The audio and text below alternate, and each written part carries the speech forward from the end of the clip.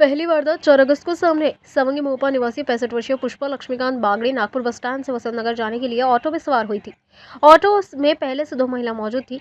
सफर के दौरान उनका बैग काटकर करीब 45,000 रुपए कीमत का सोने का मंगलसूत्र चोरी कर लिया गया। वहीं दूसरी वारदात में 68 वर्षीय जयश्री देवीदास बम्बाड़ अपने पति के साथ नरखेड़ से नागपुर आई थी। बस स्टैंड से ऑटो में बैठते समय उनके गले की सोने की मणि की चेन टूट गई थी, जिसे उन्होंने पर्स में रख लिया। गणेशपेट बस स्टॉप पर उतरने के बाद पर्स देखने पर करीब 40,000 रुपए सोने की मणि गायब थी।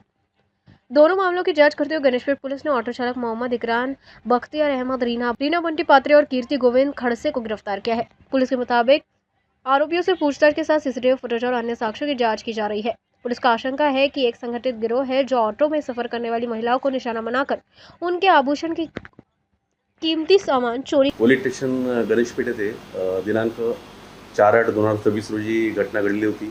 ही घटना चोरीची होती, बैगना चौकातली। त्यामध्ये एक ॲटोमध्ये 2 अज्ञात महिला ज्यांनी एका वृद्ध महिलेला सोबत घेऊन एक समोरच्या स्टॉपवर सोडतो असं म्हणून बसवलं व तिच्या पिशवीतनं एक मंगळसूत्र चोरी करून घेऊन गेले होते।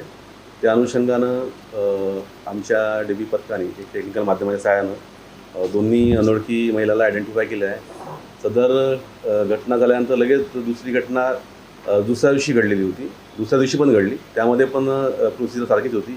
त्यामध्ये पण एका वृद्ध महिलेला पुढच्या स्टॉपवर सोडतो हा बहाणा करून तिला बसवलं होतं आणि तिच्याकडनं पण एक मंगळसूत्र चोरून दिलेला होता।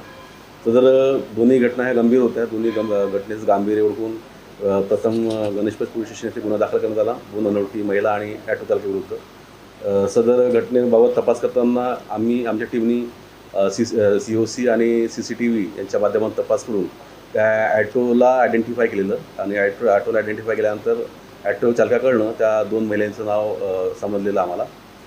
त्याच्यामध्ये जो ॲटो चालक आहे त्याचं नाव आहे मोहम्मद इकरान बख्तियार अहमद, हा यशोधरानगरचा आहे आणि ॲटो चालवतो। आणि ज्या 2 अज्ञात महिला होत्या ते पण त्यांच्याकडनं आयडेंटिफाय केलेलं आहे। त्याचं नाव आहे रीना बंटी पात्रे व ही राहणार आहे सत्रापूर पोलीस ठाणे कनान। आणि दुसरी जी महिला आहे कीर्ती गोविंद खडसे, ही पण सत्रापूरची आहे आणि पोस्ट कनान इथे राहते। सदर दोन्ही घटनेमध्ये एका घटने म्हणजे पहिला जो गुन्हा दाखल आहे क्रमांक 298/26 त्याच्यामध्ये ह्या तिन्ही आरोपींना अटक केलेली आहे। सध्या तिन्ही आरोपींचा PCR घेण्यात येत आहे आणि त्यानुसार मग त्यांच्याकडनं जो मुद्देमाल आहे या चोरीच्या गुन्ह्यातला तो रिकवर करण्यात येत आहे।